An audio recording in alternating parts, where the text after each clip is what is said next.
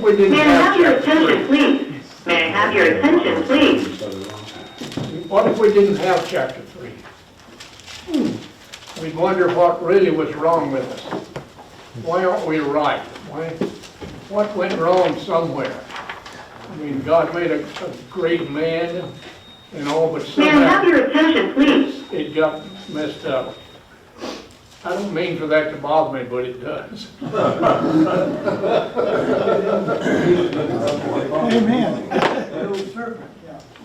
Now, in chapter 3, now the serpents, and the word that just brief, it means a shining one with a luster. And my take on it is different from others. I see this serpent as Satan. Absolutely. That's the way I Have see your it. attention, please. And the May I have your attention, please? reason I do is in the verses 15 and 16. 15, when the Lord addresses him, he addresses him as the one who's going to have his head bruised. Paul also mentioned this in chapter 16, I think, verse 20, that Satan's head would be bruised. That is crushed. Crushed is a better word than bruised. And that's one reason that I chose this. I understand it's not obvious that is, and yet it is to me. Who else would make such a statement? If it's not him, it's a representative. But I personally think it's him, and I'm open. If you ever take and want to share it differently, I'm here. But this creature, snake is the word, and yet is not appearing as the one. May I have your attention, please? He's not the one that we see now. That would be part of his of a curse to remind us of things, not necessarily I'm going to punish this animal. He was more crafty. That is, May I have your attention, please? the secret. Why don't you just unplug it? Can you do that? It's the speaker up here. Oh, this is how this goes throughout the. Who is she?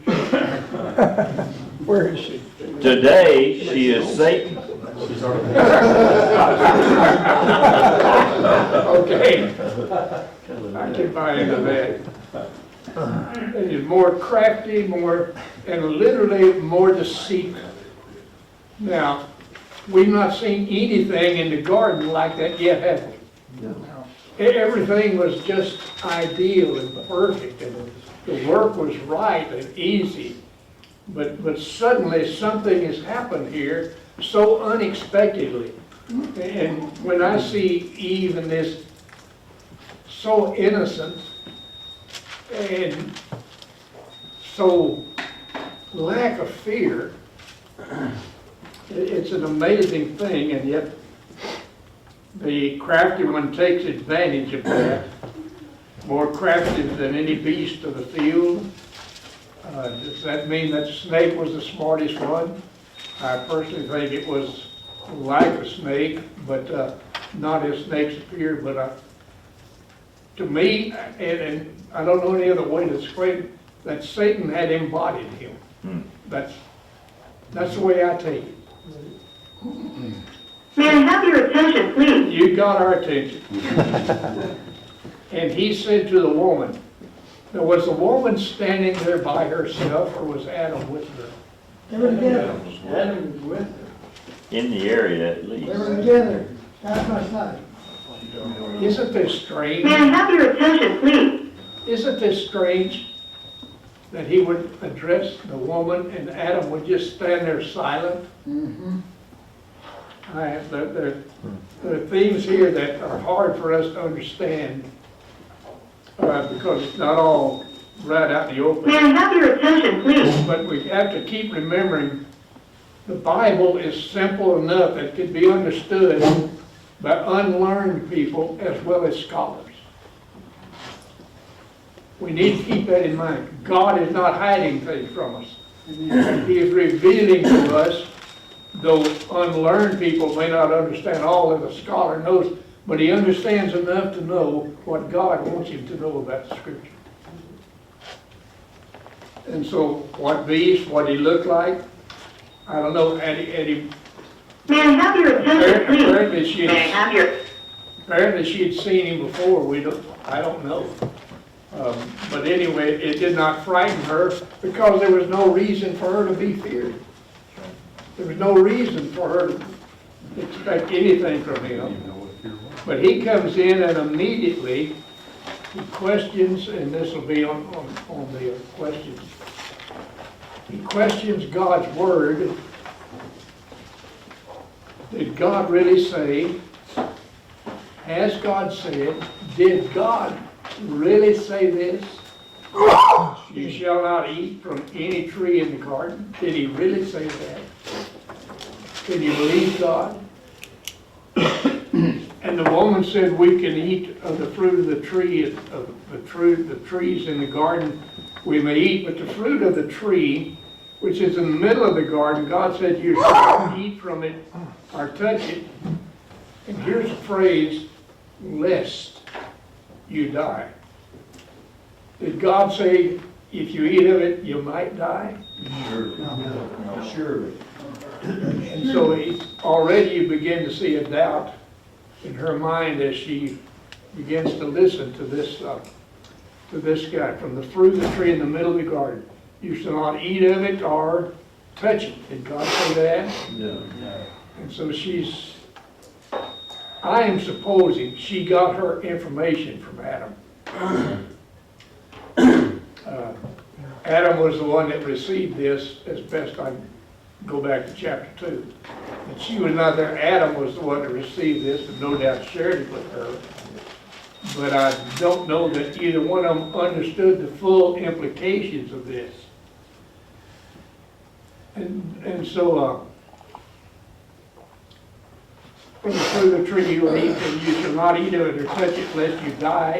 Now he's questioned God's severity. Is God a God of judgment? We know that he is. But they did not see God in such a way. Their fellowship with God was he came and walked with them, whether that means a breeze or whether it means a body, that'd be left to us. But that's the God they knew, that God had fellowship with them, enjoying them, which is why he made them. Wants to have fellowship with them, still does. That's why he made a way open for us to come back to him. He questioned God's severity. Really? And the serpent said to the woman, you will not die. So he questions the next he questions God's motive. God is afraid you'll look like him and you'll understand what he has. And he does not want you to be that part of his kingdom. He wants you to be separate. You're down lower, you don't need to be, and he wants you to be like him. But if you know this, you know what God knows. You'll know good and evil. Now they knew good, but evil was not yet in her mind or their mind. So far, any comments, questions? To clarify anything that I may leave We could go back to the early part of this chapter, and you were asking about, or you explaining that the serpent was actually Satan. I found about 5 or 6 scriptures that actually say that the serpent was actually Satan. The best one probably is Revelation 22. Yeah, Where it really just comes out and says Satan was the serpent. I read those. Yeah, so that helped me to understand and kind of tie it all together to connect the Yeah. dots. And also what Paul said in 16:20. Bill, what, Satan was actually saying is, you're not understanding this, it's a matter of interpretation. Yeah. That's true. You just don't understand that as God does. He does not want you to be as he is, knowing what he knows. He's trying to keep you not part of his kingdom. When he says, let us, you're not part of that. I know a man also named Bill who made the comment to me, he said, the Bible does not address homosexuality. I quoted a verse, it was a matter of interpretation. It's point blank, as far as I'm concerned. Yeah, it is. 4 different places. Yeah. It is plain. Back to this again, could we actually say that Satan was calling God a liar? Yes. I mean, is that Yeah, what he's doing? What he was The doing. question is word. Yeah. And if you question God's word, you're actually saying, God, what you're saying is not true. Yeah, God's lying to you. And yet the same thing occurs to us as we become sinners. Here's the thing that I want to do. I don't think God wants me to do it, but I don't know, I feel like doing it. Yeah. It probably won't be that bad. I remember this, it reminded me of one time, there was a couple in my church that were having an affair, and visiting with them and talking with the woman, and she said, I don't know what's wrong when it seems so right. It seems right. What seems to be is not always reality. But we do that, at least when we first begin to sin, we do that. Here's something I need to know, and God may not be in it.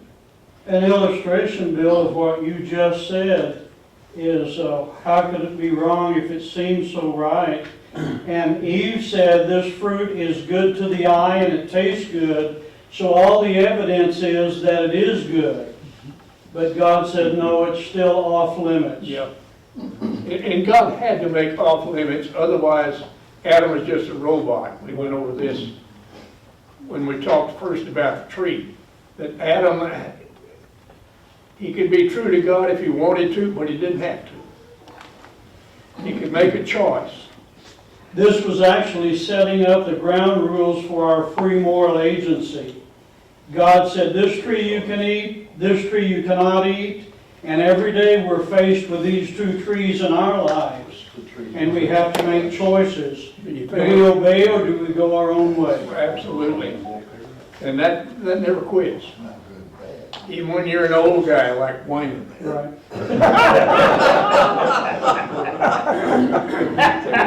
It never quits. No mercy. I won't go any further. But God knows when you eat of it, your eyes will be open and you'll be like Him. Don't you want to be like God? That's another big lie right there. You think? Can't be like that. Who's going to be like God? Who is like God? Who could ever be like God? None. It ain't happening. Yeah. But she saw that the tree was good for food, light to the eyes, desirable, make one wise, and my mind and my eyes went back to 1 John 2:16, where he talked about the lust of the flesh, the lust of the eyes, the pride of life. That is Satan's way to any life.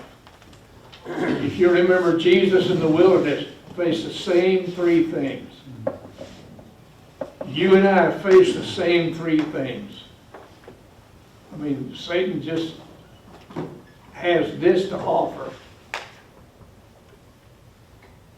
And so desirable, so she took the fruit and ate. She gave also to her husband with her. let's see that comma. When she ate, what happened? She died at that time. She became aware of good and evil. I don't think anything happened. And he ate. Then it happened. Adam is she came out of Adam. This is totally on Adam. And we'll get around to that later. Remember, it's totally on him. She's out of him. Then, when he ate, then the eyes of both of them were open. And they knew they were naked. This may sound crude, but I think they became aware of their reproductive organs. And that is a thing with humanity from then on. Ashamed, yes. But these that were used for good. Now, the time frame in all of this is left up to us to kind of interpret. When God finished everything, he said it's very good. So Satan could not have been there, right?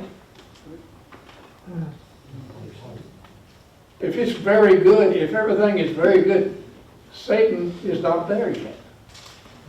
So sometime after that, Satan fell, and this is just thinking because we don't have a time frame as far as I know. Frank? Wasn't it before that when Lucifer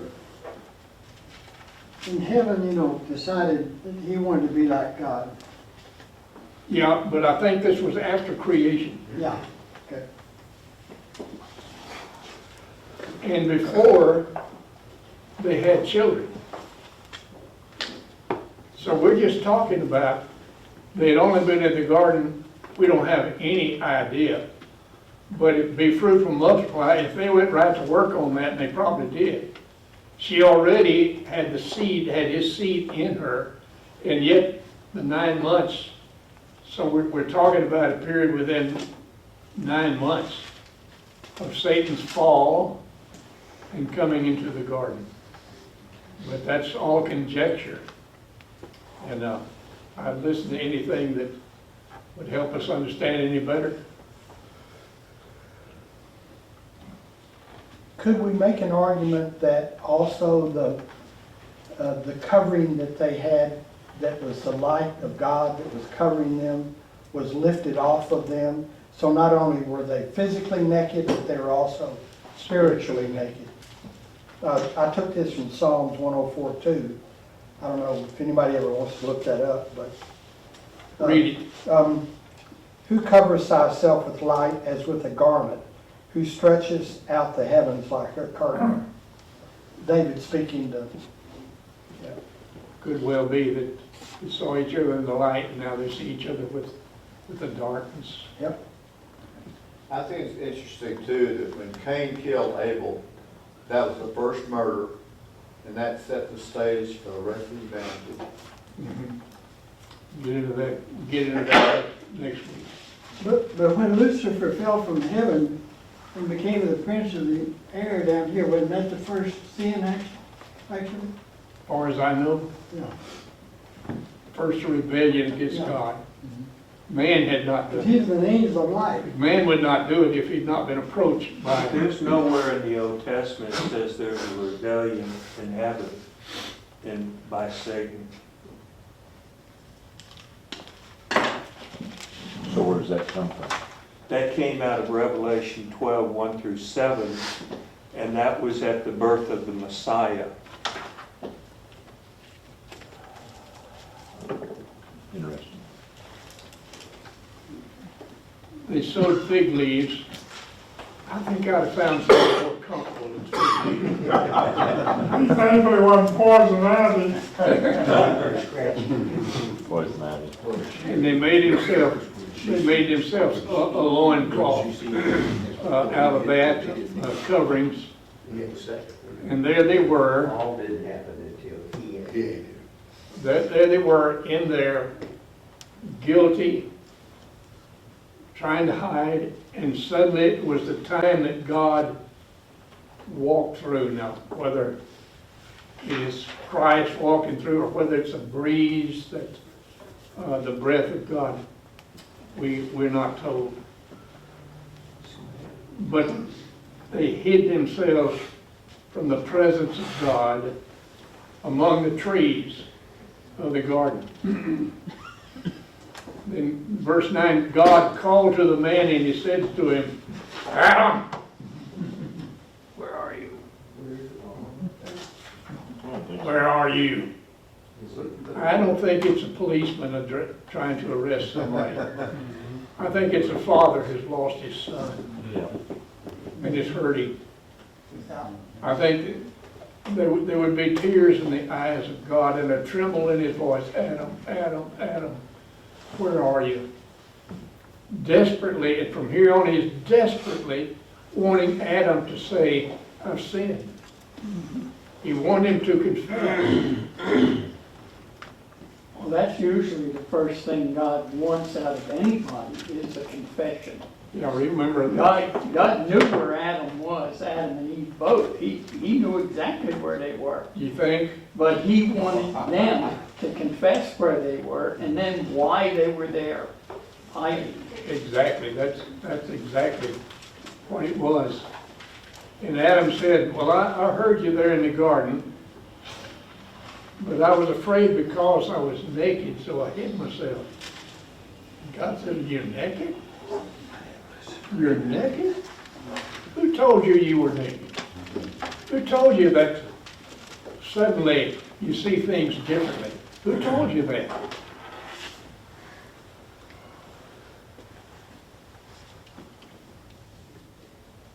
Have you eaten from that tree?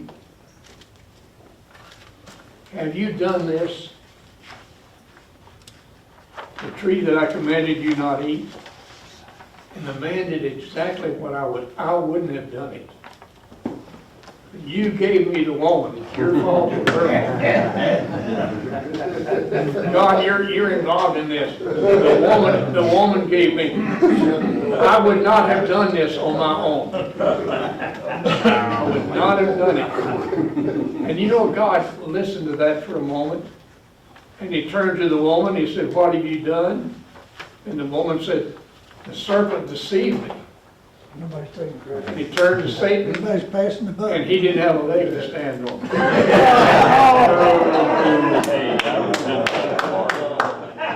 Good job, Bill. Yeah, you set that up great. And the serpent deceived me, and I ate. And so he turned to the serpent and said to him, this particular creature, not necessarily Satan, but to this particular creature, because you've done this, cursed are you among all the cattle, and more than every beast of the field, on your belly you shall go, dust you shall eat. They don't eat dust, and yet as they go along, their tongue flicks, and they have to eat things right there in the dust all the days of your life. Now, is there, not in everybody, but is there a natural revulsion about snakes? Yeah. This is where we get it. I think God put it in us to remind us of that time when a snake-like creature did that. I think at that time, before this, that the serpents had legs.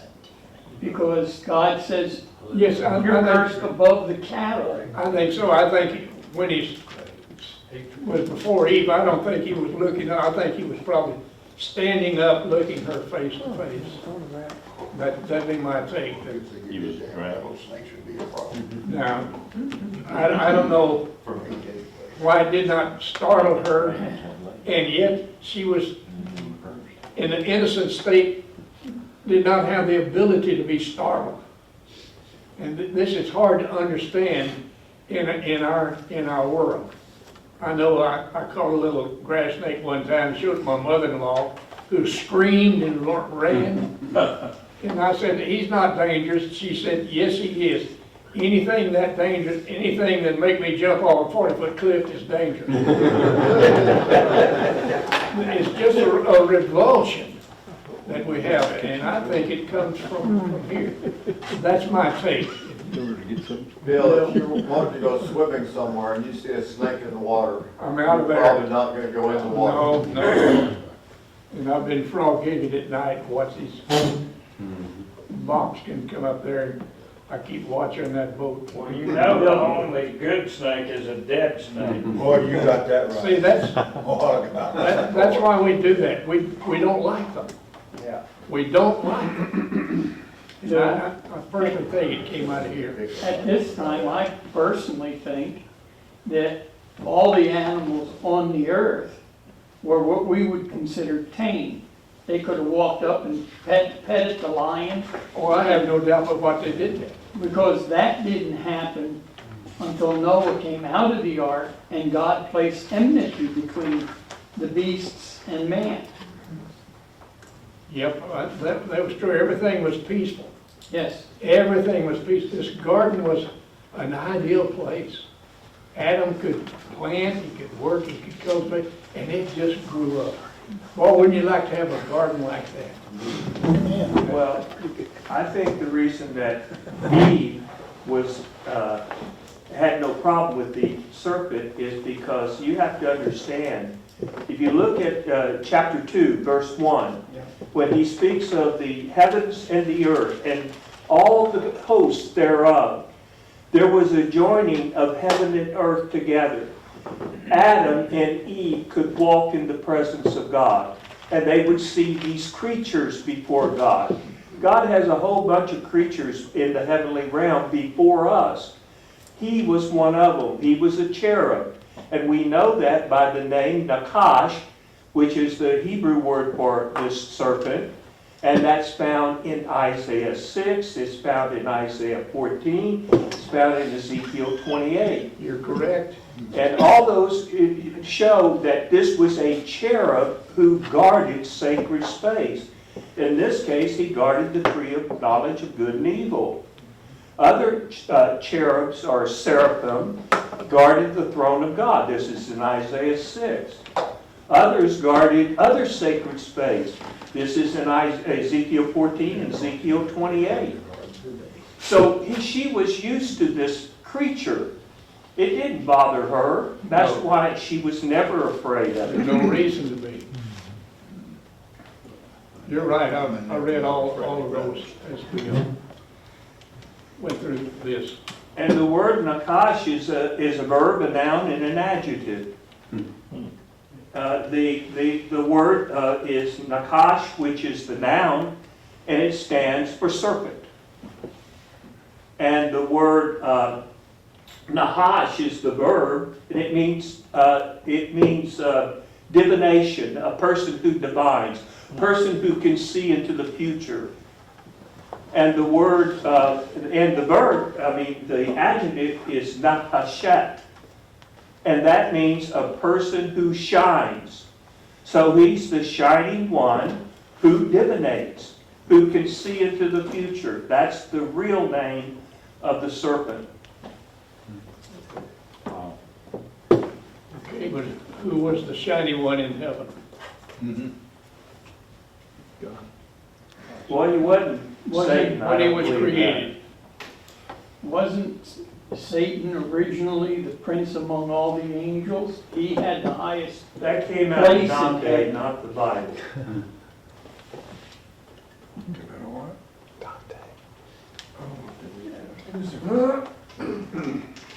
Okay, go back to 15. The first thing he did was look at the snake and curse him. And then he said, I will put animosity. I will put you and this guy's seed will be at odds from now on. The seed of Satan are sinners. I'm curious, would like your take on it. he asked Eve a question. He asked Adam a question. He doesn't ask the serpent any No. questions. Why do you think this is? He knows him. He already knew what he did. Whatever Satan could not confess. Not about to confess, and God knew it. His fate when he fell was sealed. And he's the prince of lies. A liar and a murderer from the beginning, Jesus said. Okay, would this go back to what was being said about being a cherubim, and a certain type of fallen angel? The cherubs, as we see them in the scripture, they're those that, I guess you could almost say, guardianship around the throne of God. They were used, of course, to guard, and we'll get to it a little later, the tree of life, the garden. Sure. And then even when they made the ark of the covenant, the cherubs, they always signify the presence of God. They're close to God and guarding the presence around God. Is the main job that I see of these creatures. And any of the angelic beings in heaven with God, if they can transgress God's law, there is no forgiveness for them, because they will be punished in the last days. And there is no possibility of forgiveness. Whereas man, God gave man a way to seek his forgiveness and get back in fellowship with God. But it was not possible for the servant, That's or correct. for the representative there.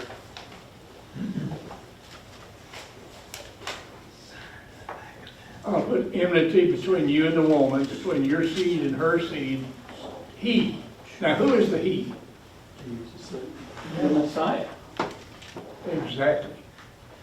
He is the seed of the woman. Woman doesn't have seed, does she? Man has a seed. Woman does not have seed. But the seed came out of her, which makes it a seed that came out of her, which was her seed. That is, he had no earthly father. He was the seed of the woman, which is impossible. And here's Jesus born impossible. Is it impossible? With God, all things are possible. And God did this on a purpose. He, and I have no reason to believe it's other than Jesus, shall crush you on the head. And Paul mentioned that again in chapter 16, verse 20 of Romans. And then he called him Satan. He shall crush Satan's head. And to the woman, and so, but you shall bruise him on the heel. I see here, the first coming, Jesus will be hurt, but not fatal. His wounds would be fatal to the body, but not fatal to him. Understand? That he would be alive. But Satan's head would be crushed, and this is the second coming when Jesus had come and put him away forever.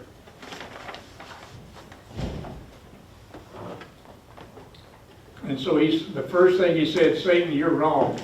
Or the serpent, you're wrong and you're going to pay for it. As an animal, you're going to crawl in your belly. As an entity, you're going to have your head crushed. Then he turned to the woman and he said that I will greatly multiply your pain in childbirth.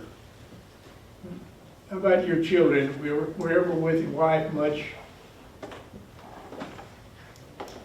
when your children were being born? Mm-hmm. Yep.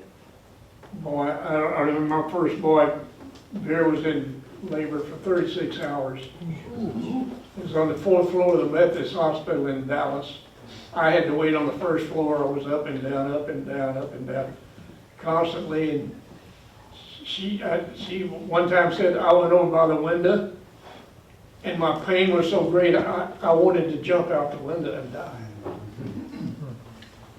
And yet, when Jim was born, what happened to the pain? All left and joy came.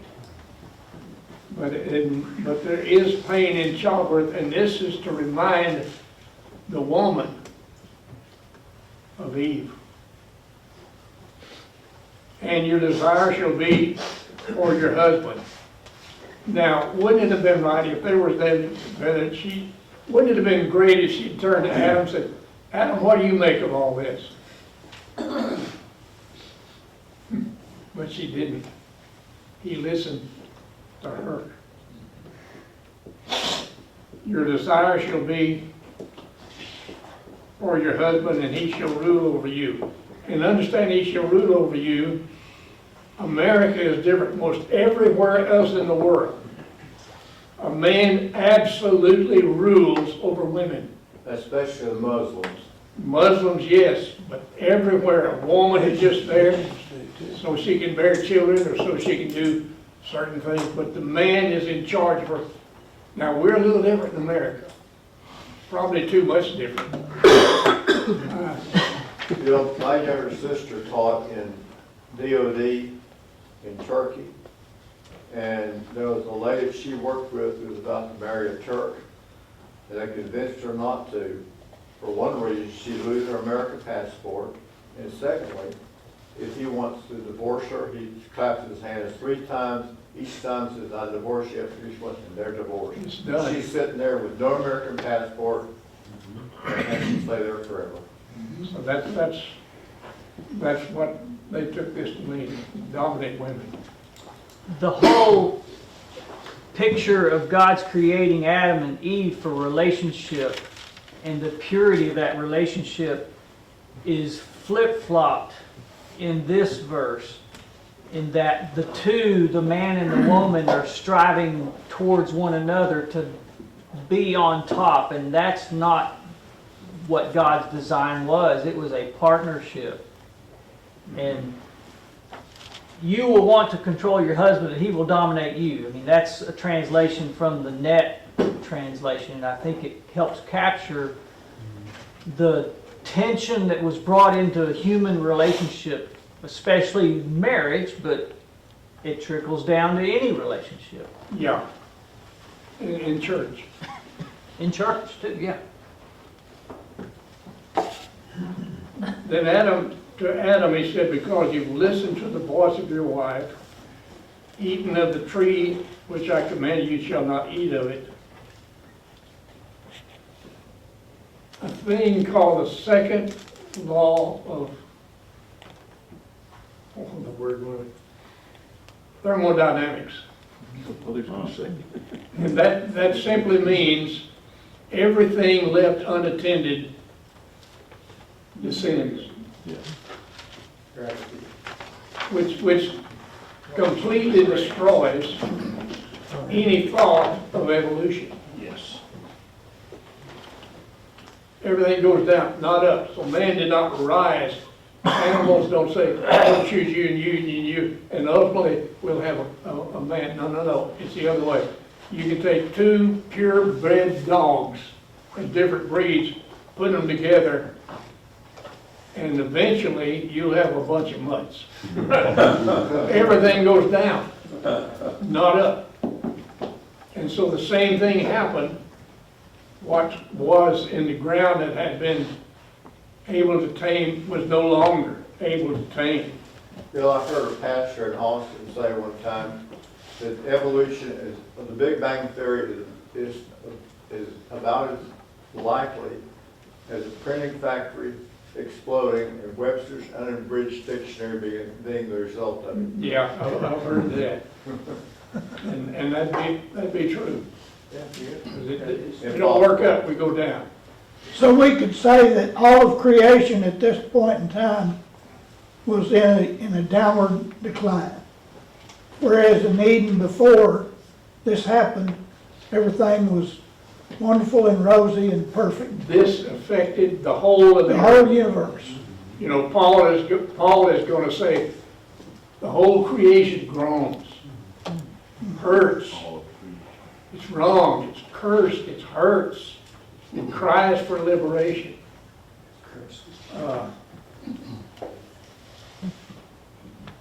Thorns and thistles. Glad he mentioned thorns. What did Jesus wear on his head? Crown thorns. I think it's a reminder of the curse.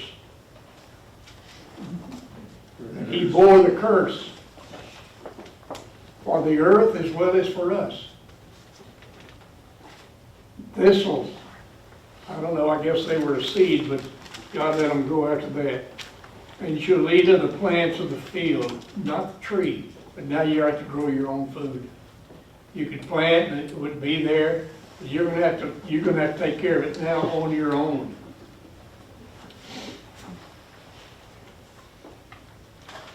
And he says to him, thorns, and this means pain, sweat. I wonder if Adam knew what sweating was. Well, they had known. You shall eat bread till you return to the ground, which means death. Now, when did they die? As soon as they ate, they died spiritually. That's my take, Jim, is when they did that, God removed that spirit that had a oneness with him from them. And they became body and soul. God puts it back in when a person receives Christ. But then they begin to die. When a baby is born, it's already the death begins to happen. I mentioned last week, I read somewhere years ago, and I have no reason to disbelieve it, that your body, no cell in it lives over 7 years. It keeps replenishing itself until it doesn't. This is why our legs aren't, I'm looking at this group and me, aren't what they were 20 years ago. And as you get older, everybody gets arthritis. Yeah. And I don't see a lot of black hair here except for Truett. Because the color no longer, that cell is gone. We begin to die. And a baby begins to die. There are cells that begin to die immediately after, and then are replaced, and they grow like that. But that's the way we are. And one day, they'll quit. When your breath is gone and your heart stops, you immediately start to turn to dust. Well, Bill, death didn't occur until they were cut off from the tree of life. Even in the garden, if Well, they that's had true. quit eating the tree of life, they would have died. But as long as they ate the tree of life, that's why God said, I'm going to put a cherub here to protect them from going back in there, eating the tree of life and living forever in their condition. Yeah, you're just a second ahead of them. And the man called his wife's name Eve, and the word Eve means living or life. And all life comes from her because she is the mother of all living. Everybody alive came through Eve, who came through Adam. That's Hebrew. So we all came from Adam through Eve. And she blamed it on the snake. Yeah. Well, he was the closest one. I would have done that too. And the Lord made garments of skin for Adam and his wife. You know, I see in this a thing like in Exodus, the lamb that you take into your home and kill. I think God took one or maybe two lambs and killed them, sacrificed them, in order to provide clothing for them. What do you think? Blood sacrifice. It's interesting because he could have created silk suits for them to wear Immediately, immediately, yeah. because he knew what China was going to do with it. But he chose to use a sacrificial animal. Right. And I think he did it in front of them. I really do. That they will know there's a cost to this, not just in your life, but right now something's got to die for you to be clothed. Without the shedding of blood, there is no There is no, remission. and this clothing represents the mercy of God. And I think in a sense, the forgiveness of the sin part, not, it didn't take away the curse part. And then God That's what said, Hebrews 9:22 says, isn't it? I think it's, without shedding the blood, there is no remission. no remission of sin. So to take away sin, something had to die, blood had to be shed. And those garments that they wore from then on, clothes are to really remind us the price for sin is paid. Especially when you get our age and there's not a lot to show off. Yeah, I'm glad to wear clothes. I know I go into the bathroom in the morning in my skivvies without a shirt. I look in the mirror and I say, "Good morning, Reverend."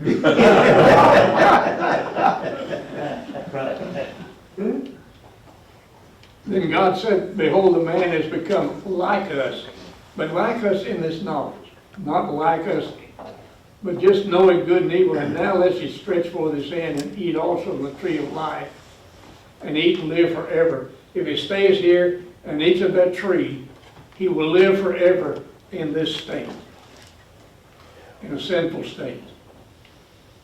God needs us to die in order to be transformed into what we're going to be later. And we're not going to that.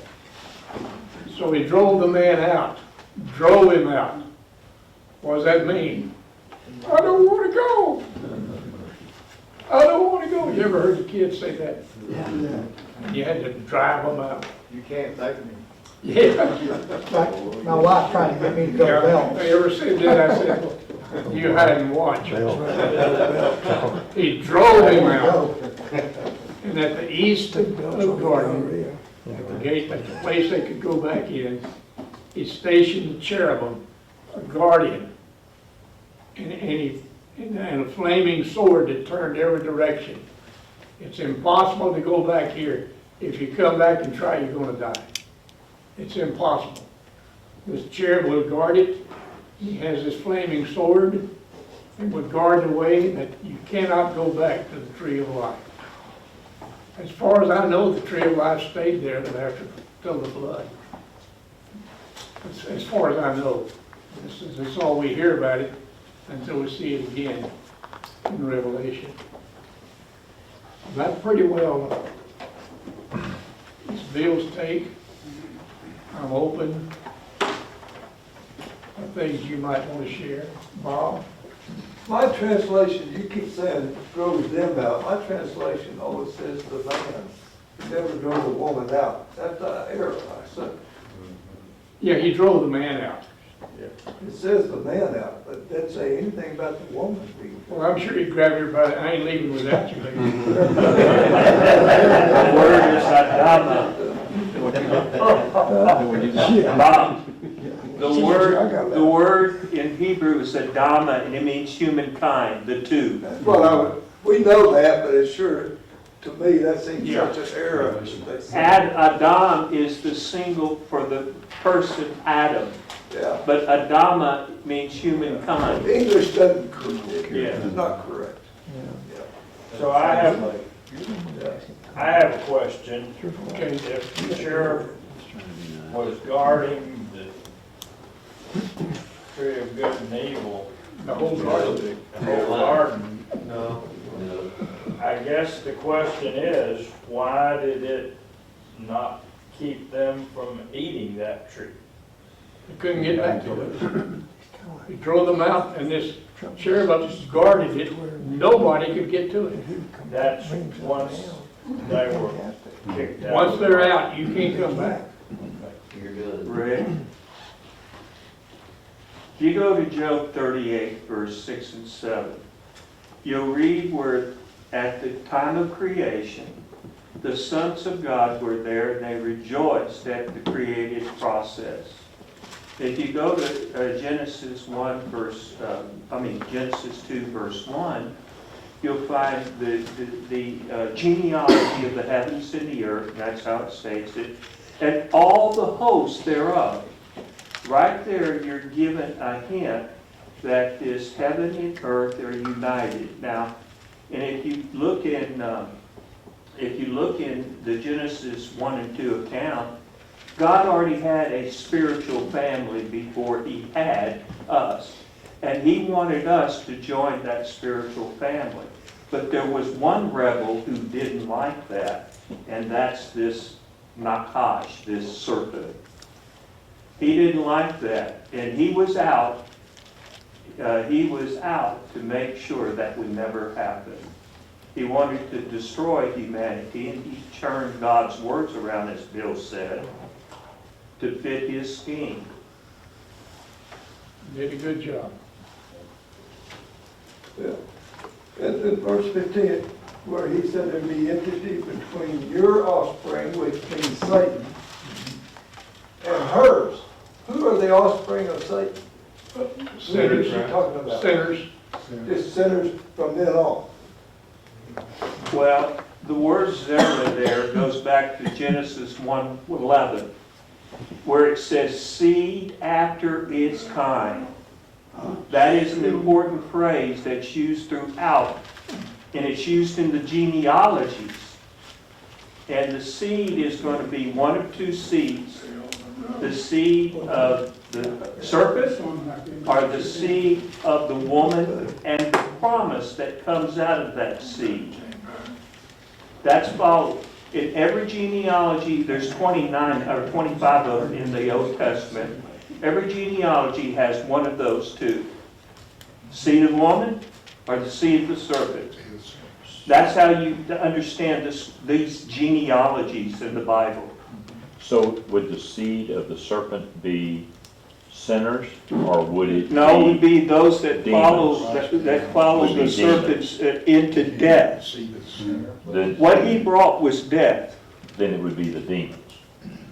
No, not the demons. Not the demons are called the Shahidim. So it's not sinners or demons? No, it's those that follow the serpent into death, because he now is the Lord of death.